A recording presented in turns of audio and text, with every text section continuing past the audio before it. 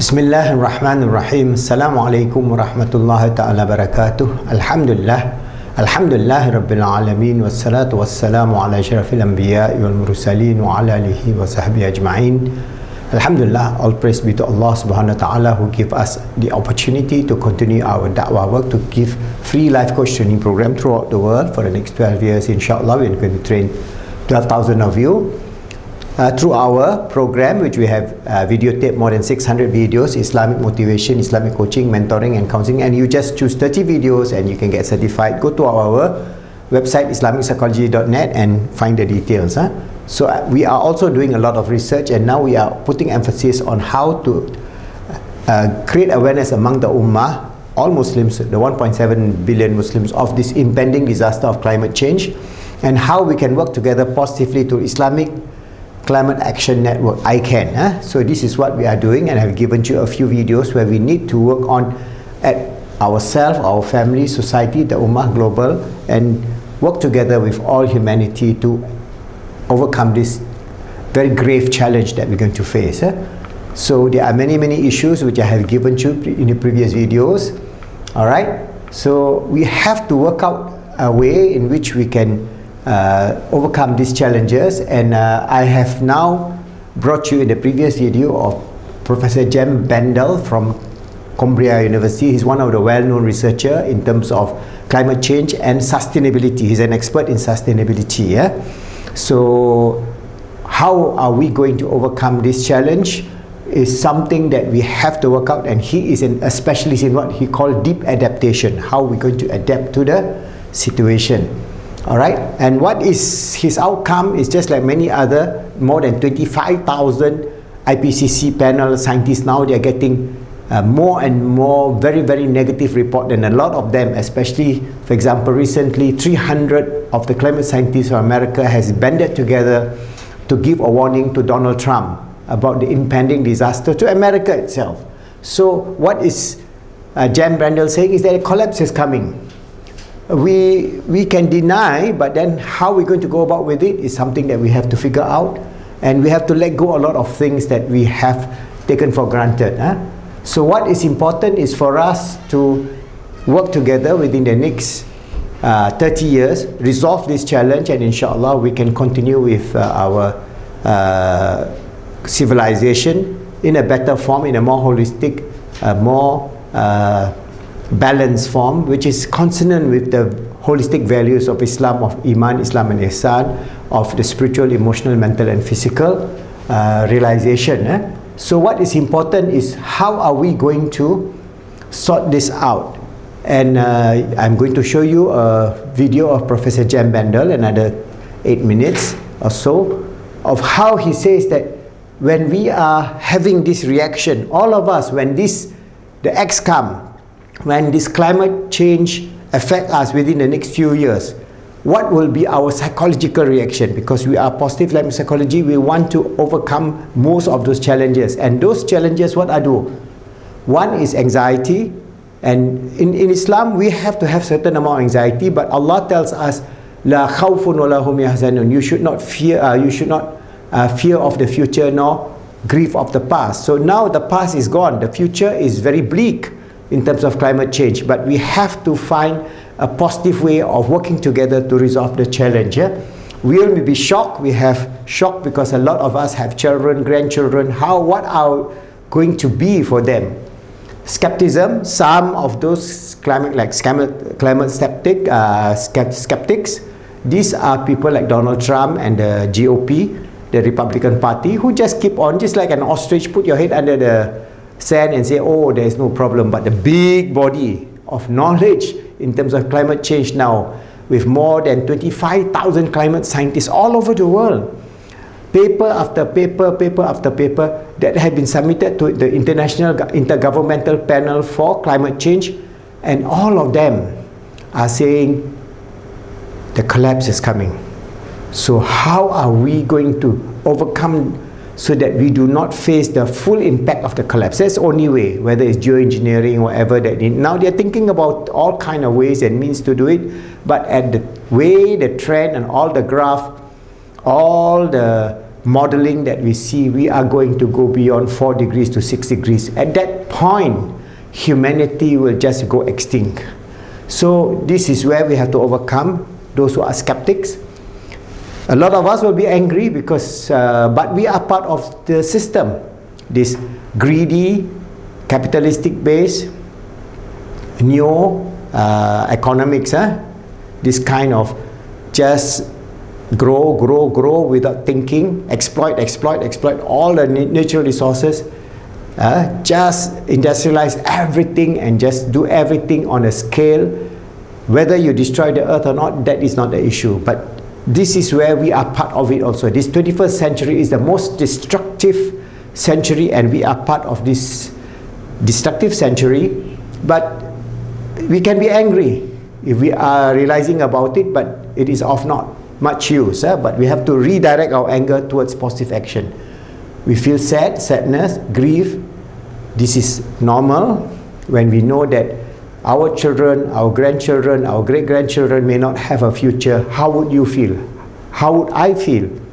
So that's why it is, in a way, one of the motivation is we have to be positive in the face of the existential challenge.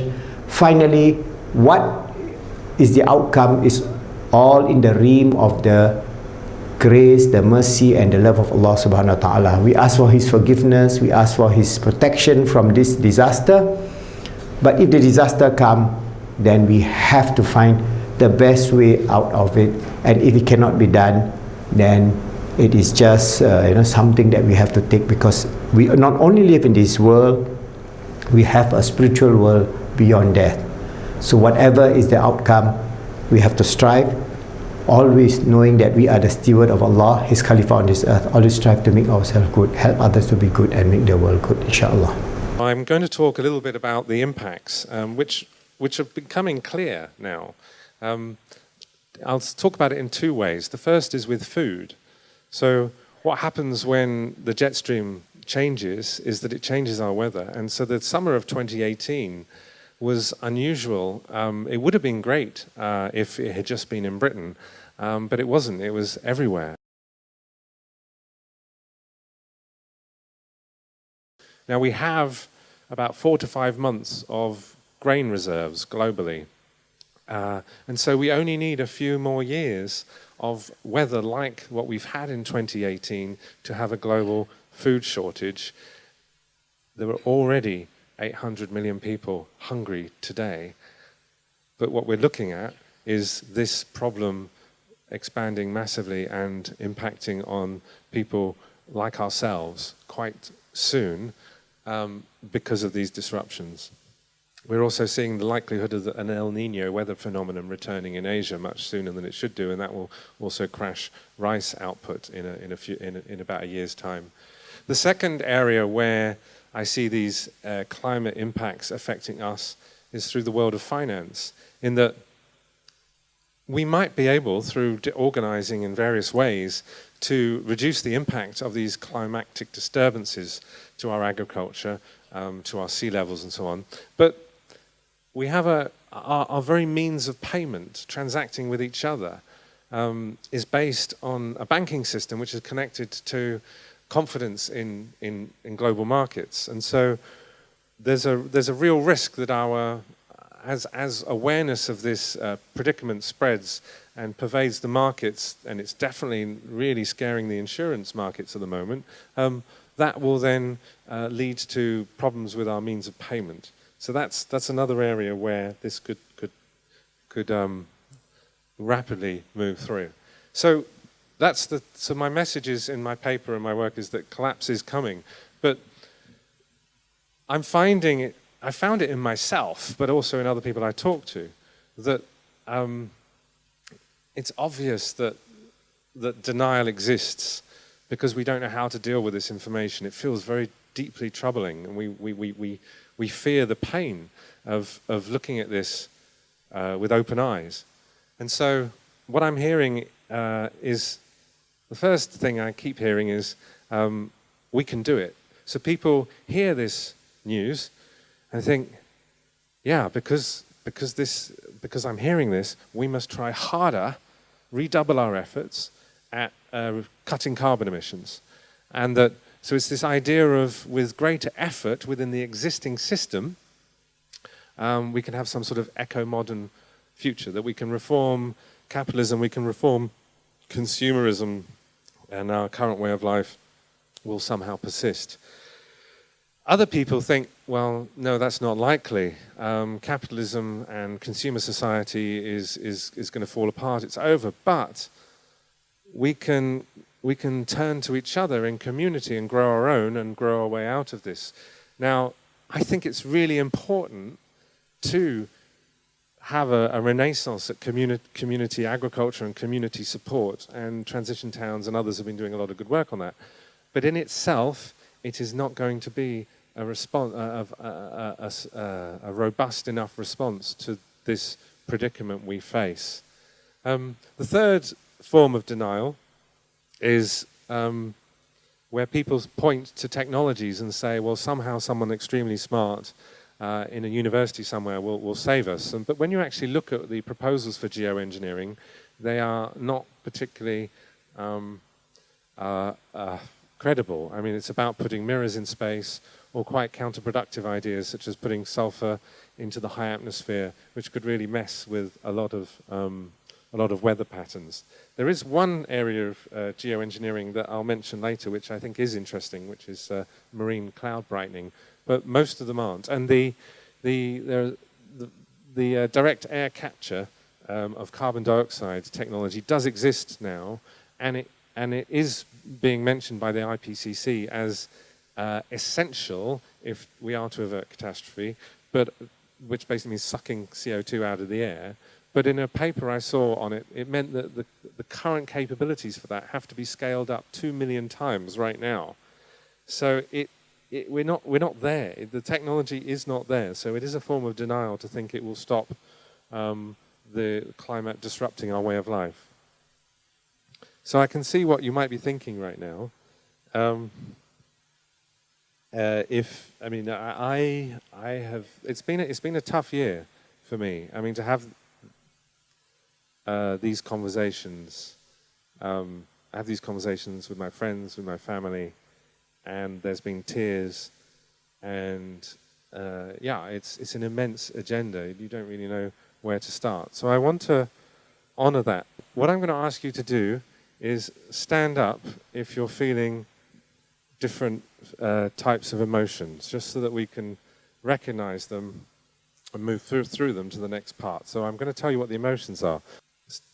Okay, stand up if you're feeling anxiety right now. You can look around at each other if you want. Keep standing if you're feeling shock. Not too much shock. Okay, good.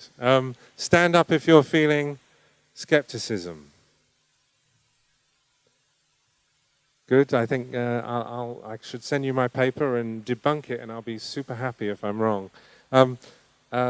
Next, anger. Stand up if you're feeling anger.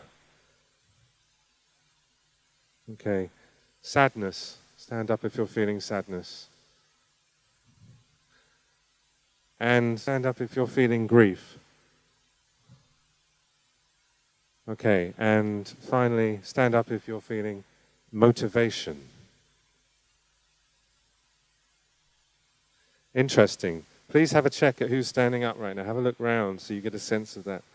Because I'm often accused now of by my critics, of demotivating people. Jem, you can't talk like that.